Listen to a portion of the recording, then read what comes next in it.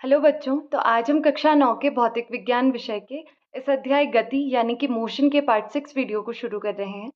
और इस वीडियो में हम इन टॉपिक्स को कवर करेंगे, जिसमें सबसे पहले हम कुछ एग्जाम्पल्स हैं जो लास्ट टॉपिक किया था उसके बाद के ये एग्जाम्पल्स हैं, तो वो कॉन्सेप्ट आपको अच्छे से याद होने चाहिए।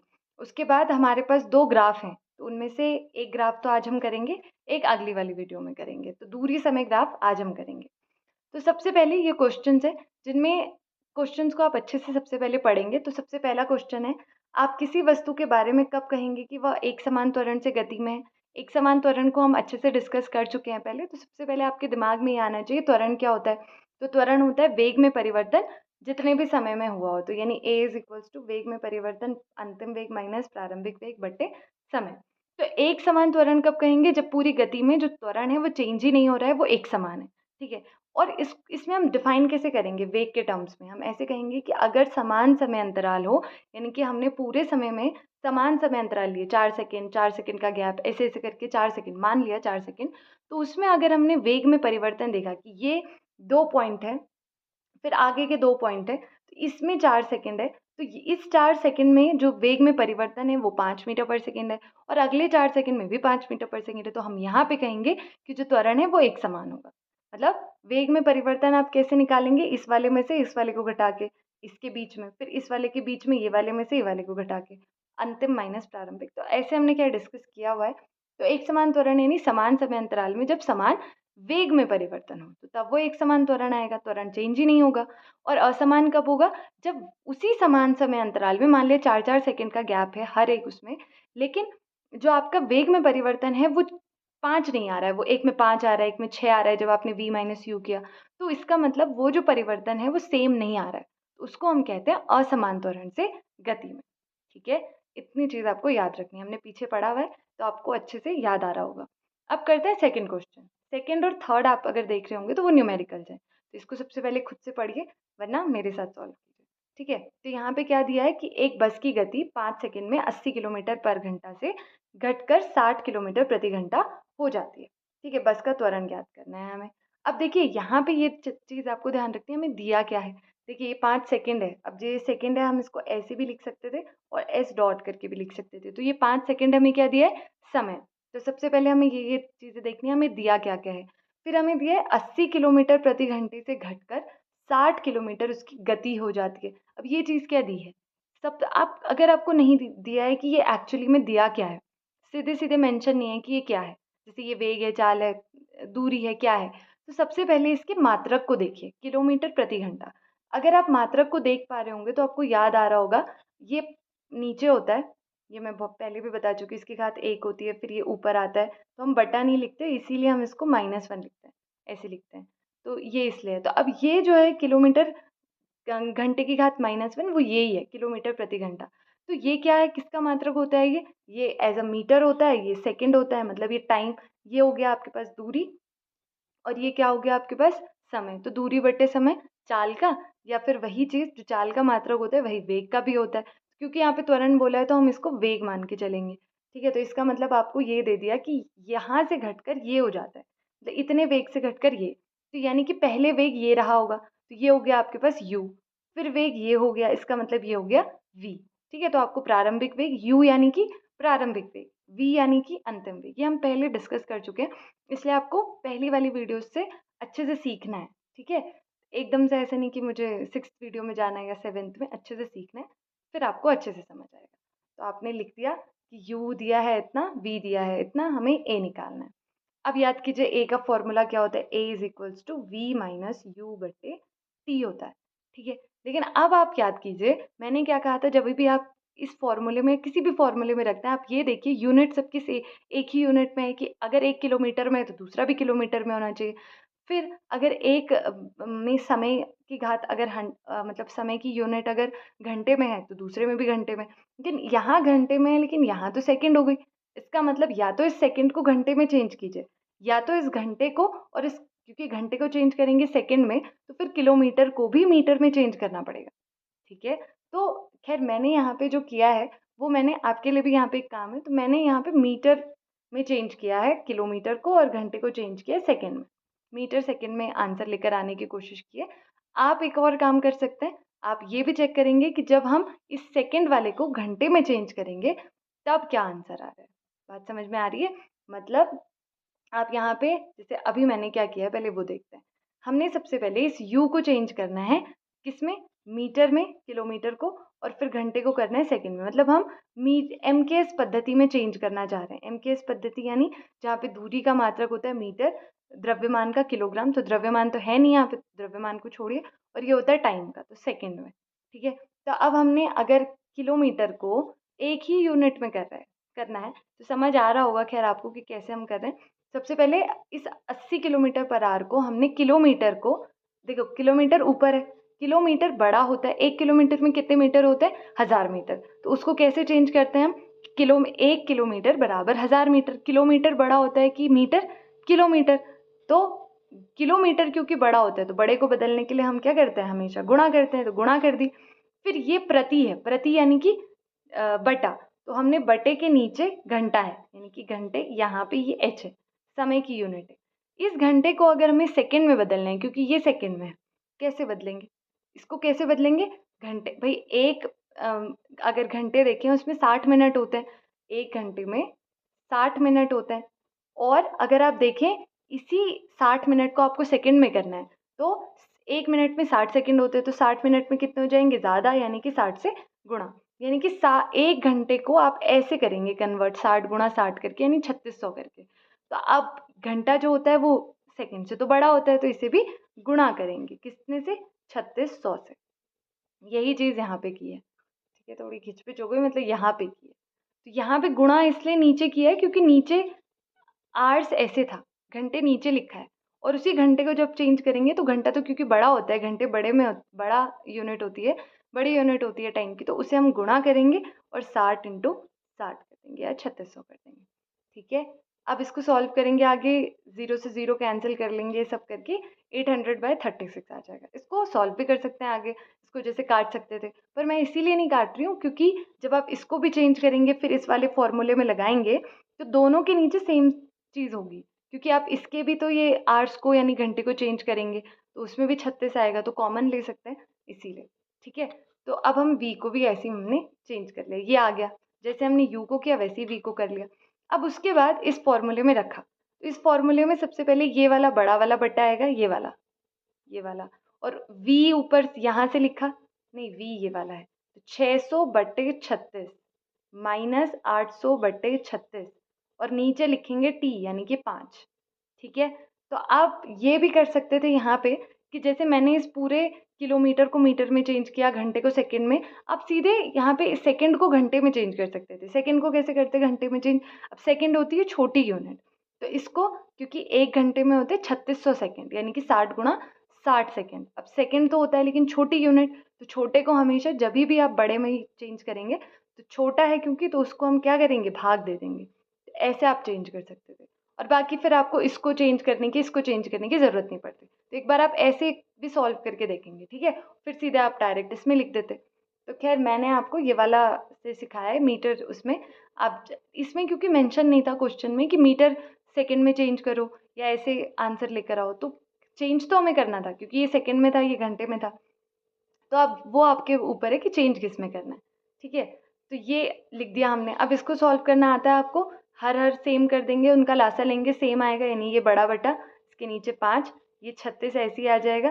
फिर इस 600/36 की जगह देखेंगे क्या आया, उसे मल्टीप्लाई करेंगे जो लासा आया, यानी 36, ये कैंसिल हो जाएगा, यानी कि 600, यानी कि पहली वाली जगह पे 600 आया। फिर माइनस लगाएंगे बीच में, 800/36 के साथ भी ऐसे ही करेंगे। ठीक है, आगे करते हैं। इस तरीके से ये जो भी घटा के आता है तो वो -10/9 आ जाएगा। अब ये माइनस क्यों आया होगा, क्योंकि अगर मैं ऊपर वाले बटे की बात करूं तो वहाँ पे ऐसे आया होगा 600 - 800।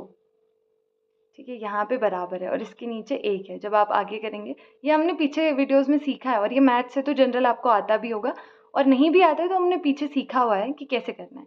अब 800 में से 600 को घटाना पड़ेगा, क्योंकि 600 में से तो 800 घटता नहीं है, तो 200 आया। लेकिन 800 के पास साइन, क्योंकि बड़े का साइन लगाएंगे तो बड़ा कौन है, 800, 800 के पास माइनस का साइन है तो वो -200 आएगा। और बटे में जो है उसे सॉल्व करके, तो वो माइनस, ये माइनस यहाँ से आया। ठीक है, बस ये बता रही थी मैं आपको। बाकी ये -10/9 है, इसको सॉल्व करके ये आ जाएगा। ठीक है, हो गया आंसर, ऐसे निकलेगा। तो हो गया। एक और चीज़ रह गई, इसकी यूनिट। ये क्या है आपका त्वरण, तो त्वरण की यूनिट होगी, उसको हम लिख देंगे मीटर प्रति सेकंड स्क्वायर। अब जैसे अगर मैं ये कह रही हूँ कि आपने किलोमीटर को और घंटे को चेंज नहीं किया, सेकंड को चेंज किया, तो यहाँ पे ये आ जाएगी यूनिट आपके केस में, जब आप वैसा भी करेंगे, और करके ज़रूर देखिएगा उसे। तो यहाँ पे ये चीज़ आ जाएगी, मीटर प्रति सेकंड स्क्वायर। इस क्वेश्चन को करते हैं, ये भी पहले आप खुद से ट्राई करेंगे, फिर मेरे से देखेंगे। तो इसमें भी आप वैसे ही कर सकते हैं। एक रेलगाड़ी स्टेशन से चलना प्रारंभ करती है एक समान त्वरण से साथ चलते हुए, 10 मिनट में वो इतनी की चाल प्राप्त करती है, इसका त्वरण ज्ञात करना है। तो यहाँ पे तो सिंपल है कि दिया हुआ है 10 मिनट टाइम दे दिया, 40 किलोमीटर प्रति घंटे की चाल, यानी कि आपको ये दे दिया कि चाल कितनी है। ठीक है, और क्योंकि त्वरण की बात कर रहे हैं। अच्छा, एक और चीज़, एक वो चलना प्रारंभ करती है, क्योंकि त्वरण है तो त्वरण में v भी होगा, u भी होगा, यानी प्रारंभिक वेग अंतिम वेग भी होगा।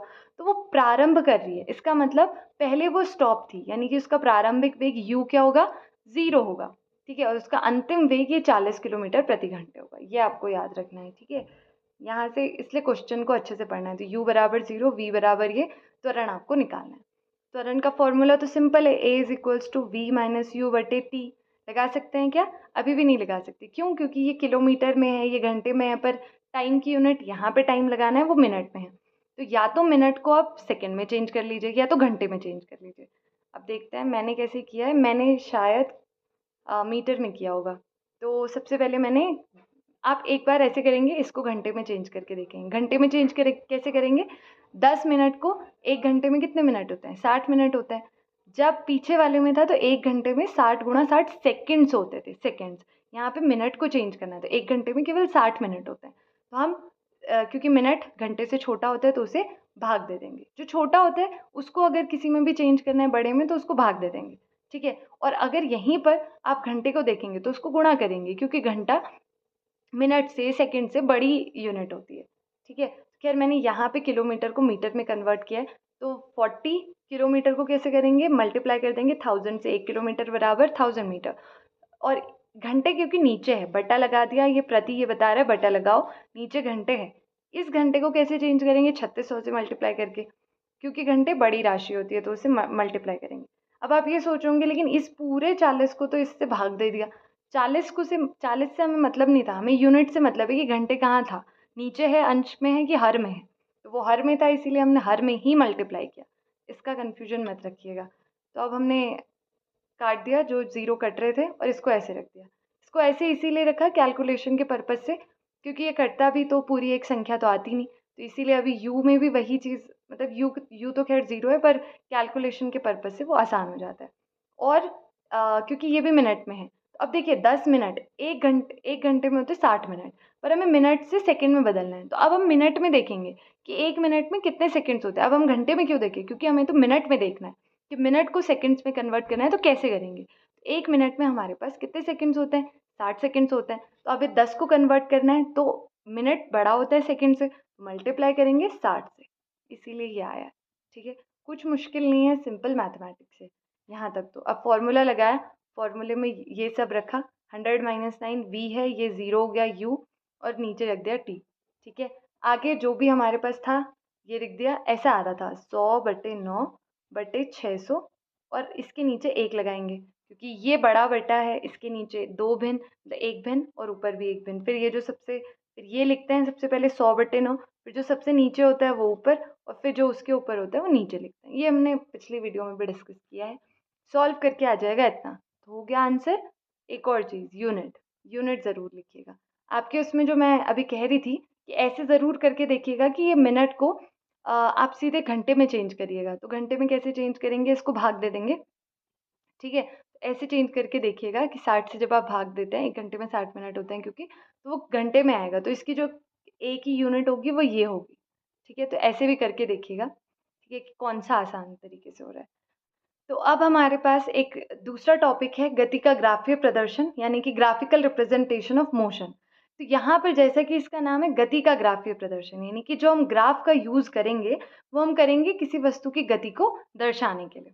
ठीक है, तो अभी यहाँ पर जब हम दर्शाएंगे गति को, तो हम एक भौतिक राशि पर दूसरी भौतिक राशि की निर्भरता को दिखाएंगे। ये अभी हम देखेंगे दूरी समय ग्राफ में कि कैसे जब हम एक्स अक्ष पर दिखाएंगे समय को, तो उस समय के साथ किस तरीके से दूरी चेंज हो रही है हम उसको दिखाएंगे। ठीक है, तो यहाँ पर समय के साथ किसी वस्तु की स्थिति परिवर्तन, स्थिति यानी कि दूरी कैसे चेंज हो रही है उसको हम दिखाएंगे। एक्स अक्ष पर दिखाएंगे समय को, वाई पर दिखाएंगे दूरी को। ठीक है, तो विभिन्न अवस्थाओं में कहने का मतलब ये है कि दूरी समय ग्राफ, मान लिया कि किसी भी वस्तु की अगर चाल एक्स जैसी हो, यानी कि समान समय अंतराल में चाल बदल ही नहीं रही है, सेम है, तो तब हमें कैसे मिलेगा? याद है आपको एक समान चाल का मतलब क्या होता है? समान समय अंतराल में जब वो दूरी जो होगी वो सेम होगी। ठीक है, यानी कि दूरी और जो समय का अनुपात होगा वो सेम ही होगा। एक समान चाल से मतलब तो यही है। तो जैसे आपके पास ये डेटा है, इस सारणी को हम पहले देख चुके हैं वैसे। तो जैसे अगर आप देखें टाइम 9:30 बज रहा है, फिर 9:45 हो रहा है, तो आप हर एक टाइम के बीच का गैप देखेंगे तो वो 15 मिनट आ रहा है। ठीक है, उस हर एक 15 मिनट में अगर आप यहाँ गैप देखेंगे 10 से 20, 20 से 30, 30 से 40, तो कितने का गैप आ रहा है? 10 से 20 में कितने का गैप है? बाद वाले में से पहले को घटाइए, 10 का, फिर 30, 20 से 30 में 10 का। तो ऐसे हर एक टाइम में, हर एक समय अंतराल में 10 का गैप है। तो इससे हमें पता चल रहा है कि समान समय अंतराल में ये जो तय की गई दूरी है ए के द्वारा वो सेम होगी। तो इसका मतलब चाल यहाँ पे एक समान है। लेकिन यहीं आप बी के लिए देखिए तो ये एक समान चाल नहीं आएगी, इसको आप चेक करेंगे। 19 में से 12 गया, फिर 23 में से 19 गया, सेम नहीं आ रहा है, जबकि समान समय अंतराल है। तो इसका मतलब यहाँ पे जो चाल है वो असमान है। तो अगर आप इसका ग्राफ ड्रॉ करेंगे तो वो आपको एक समान आएगा। एक समान यहाँ पे अगर आपने लिखा 9:30, यहाँ पे 9:45, यहाँ पे 10 लिखा, तो यहाँ पे जैसे 9:30 लिखा है, फिर यहाँ पे 9:45 लिखा, फिर यहाँ पे 10, और यहाँ लिखा 10। ग्राफ वैसे आप ड्रॉ करेंगे अच्छे से, बॉक्स वाली जो शीट होती है ग्राफ की उस पे ड्रॉ करेंगे, ग्राफ बुक जो होती है, कॉपी होती है उस पे, तो वहाँ पे अच्छे से इनके बीच में सेम गैप, इनके बीच में सेम, इनके बीच में सेम गैप। तो आप देखेंगे 9:30 पे 10, फिर 9:45 पे 20, फिर यहाँ पे 30 है। तो यहाँ पे आपको एक सरल रेखा मिलेगी इनको ज्वाइन करके, अभी तो थोड़ी ऐसी पर एक सरल रेखा मिलेगी। वो सरल रेखा एक चीज़ बता रही होगी कि आपके पास एक समान चाल है। जैसे आप यहाँ पे सरल रेखा मिल रही है आपके पास, तो एक समान सरल रेखा आपको याद होगा मैथ्स में, जब भी आपको एक समान सरल रेखा मिलती है आप अगर उसका ढाल निकालें, ढाल क्या होती है? ढाल होती है अगर आप उसके y के पॉइंट्स का दोनों का डिफरेंस लें, x के पॉइंट्स का डिफरेंस लें, तो वो एक सरल रेखा की तो हर जो ढाल होती है वो सेम ही होती है। जैसे आप इन दो पॉइंट्स के बीच में, ये दो डॉटेड पॉइंट्स है, यहाँ पे ढाल निकालें, यानी कि इसके y के पॉइंट्स, इसके y के पॉइंट्स माइनस किए और अपॉन में लिख दिए x के, तो वो सेम आएगा। किसके? अगर आप यहाँ भी देख लें, इस पूरी लाइन में कहीं पर भी आप पॉइंट्स देखें वो सेम आएगा। मतलब जैसे ये जो ग्राफ है ये इसका नहीं है, ये डिफरेंट ग्राफ है, पर होना बनना इसका भी ऐसे ही वाला है। ऐसे करेंगे तो आपको ये सरल रेखा एक चीज़ दिखा रही होगी कि वो जो ढाल होगी यहाँ इन पॉइंट्स के बीच में, देखा, ये जो मेरा ड्रॉ करने का मतलब ये है कि ये वाले और ये वाले पॉइंट्स को ले रहे हैं, तो इनके जो एक्स वाले होंगे वो ये होंगे। जैसे अगर आप इसको और इसको ले रहे हैं तो इनके एक्स वाले ये वाले होंगे। ठीक है, तो यहाँ पे अगर आप देखें तो जो ढाल होगी वो सब जगह सेम है। इसका मतलब जो तय की गई दूरी, दूरी क्योंकि वाई में है, और समय का अनुपात होगा वो सेम अनुपात में होगा। आप यहाँ इस वाले के लिए ड्रॉ करके देखिएगा, यहाँ पे आपको अच्छे से समझ आ जाएगा कि कितना आपके पास दोनों का आ रहा है। ठीक है, तो यहाँ पे ये जो दूरी है और समय का जो अनुपात है वो पूरी लाइन के लिए सेम है। इसका मतलब क्या है कि जो चाल है वो पूरी लाइन के लिए सेम है, एक समान चाल है, यानी कि समानुपाती है। ठीक है, तो यहाँ से एक चीज़ ये समझ आ रही है हमें। अब एक समान चाल के लिए समय के साथ तय की गई दूरी का ग्राफ एक सरल रेखा है, ये हमें पता चल गया। तो कभी भी अगर दूरी समय होगा और एक समान सरल रेखा, मतलब सरल रेखा होगी आपके पास ग्राफ में, तो आप समझ जाइएगा कि वो एक समान चाल के लिए आपके पास ग्राफ है। ठीक है, थोड़ा अच्छे से समझिएगा इसे क्योंकि ये इंपॉर्टेंट टॉपिक है। अब आगे एक और चीज़ है कि दूरी समय ग्राफ का प्रयोग वस्तु की चाल को ज्ञात करने के लिए होता है, लेकिन कैसे? जैसे मैं आपको ये बता रही थी कि इसकी अगर मैं ढाल निकालूं तो ढाल कैसे निकालेंगे, इसमें बता देती हूँ मैं। समय ग्राफ के एक भाग को, जैसे आपने ए बी लिया, जैसे मैं इन दो पॉइंट्स को ले रही हूँ, ए और बी को, ये ए है, ये बी है। ढाल कैसे निकालते हैं जनरली? ढाल हम ऐसे निकालते हैं, ये आपके पास यहाँ पे आएगी, ढाल हम ऐसे निकालते हैं, हमने कहा ये है ढाल, ढाल हमने ये दो पॉइंट्स, इसमें कहीं पर भी दो पॉइंट्स आप ले सकते हैं, आप ये वाला और ये वाला, ये वाला और ये वाला भी ले सकते हैं, हमने ए और बी लिया है।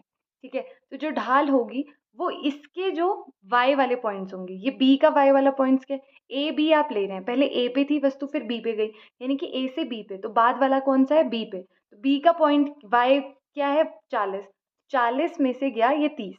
ठीक है, या आप इसे मान लीजिए कि ये है S2 और ये है S1, S2 माइनस S1 आया, बाद वाला माइनस पहले वाला, क्योंकि आप शुरू से बाद में गए होंगे। फिर इसी का आप देखिए कि बाद वाले का टाइम कितना है, एक्स अक्ष पर कितना है, वो है t2, यहाँ पे दिख रहा होगा आपके पास t2, और उसमें से माइनस कर दीजिए पहले वाले को जो a पॉइंट का है, तो वो है t1। अब आपको पता चल रहा होगा मैं ऐसे ड्रॉ कर रही थी तो उसका मतलब क्या था, वो t1। तो ये आ जाएगा s2 माइनस s1 बटे t2 माइनस t1, जो आपके पास है दूरी में परिवर्तन बटे समय में परिवर्तन, यानी दूरी बटे समय। तो ये होती है आपके पास चाल। ऐसे हम दूरी समय ग्राफ हमें वस्तु की चाल बताता है। ठीक है, अगेन मैं एक और चीज़ कह रही हूँ, जैसे हमने इन पॉइंट्स के बीच में देखा, जो मैंने पिछले स्लाइड में डेटा दिया था उसके आधार पर आप खींचे, कहीं पर भी आप खींचे आपको सेम ही चाल मिलेगी। ठीक है, मतलब इस पूरे लाइन में आपके सेम पॉइंट्स मिलेंगे, आपको सेम चाल मिलेगी। अब दूरी समय ग्राफ असमान चाल से गतिमान वस्तु के लिए, कि जब वस्तु की जो गति होगी वो, जैसे आप यहाँ डेटा देखिए कि समान समय अंतराल है, हर एक उसमें 2 का गैप है, लेकिन यहाँ पे जो गैप है वो सेम नहीं है, तो ये असमान चाल है। तो इसका जो ग्राफ ड्रॉ करेंगे पहले खुद से, ठीक है, तो इसका ग्राफ आपको ऐसा मिलेगा।